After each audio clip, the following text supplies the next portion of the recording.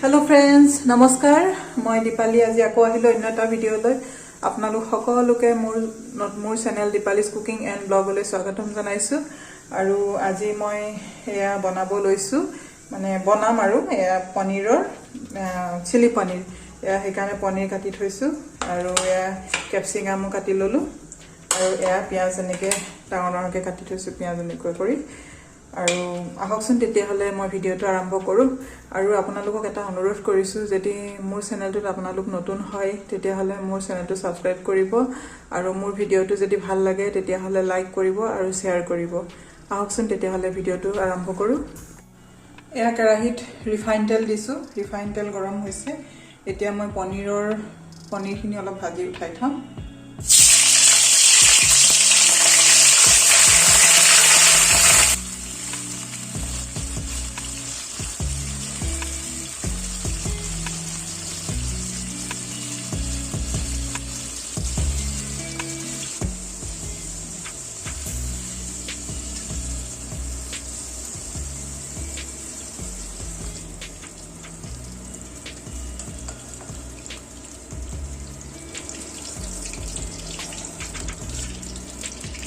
এতিয়া এই তেলখিনিতে মই ইয়া কটা নহৰু দিম মিহিমিহিকে কটা নহৰু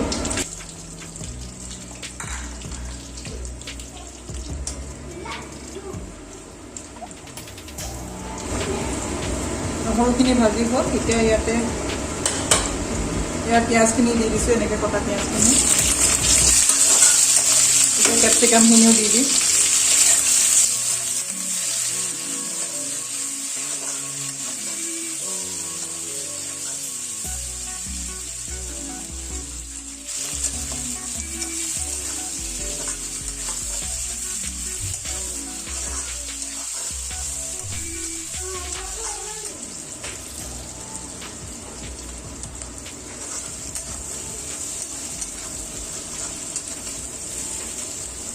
मैं 2 teaspoon soya sauce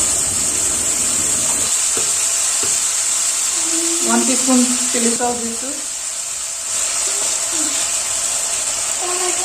4 teaspoon tomato sauce दिलु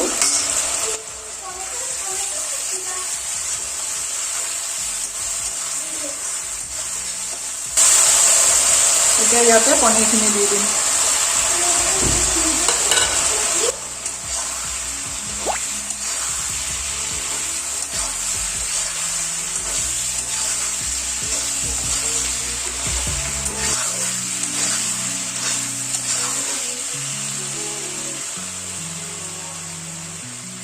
এতিয়ালৈকে কিন্তু নিমখ দিয়া নাই অলপ আন্দাজমতে নিমখ দিম কাৰণ এতে সয়া সসটো দিছো এখানে নিমখটো চাই দিব লাগিব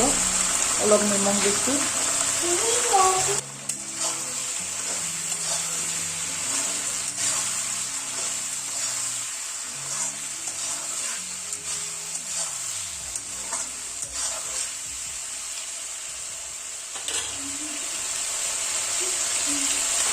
আৰু এয়া এতিয়া কৰ্নফ্লোৰ 2 টিস্পুন কৰ্নফ্লোৰ অলপ পানীৰ লগত মিলাই থৈছো এইখিনি দি দিম এতিয়া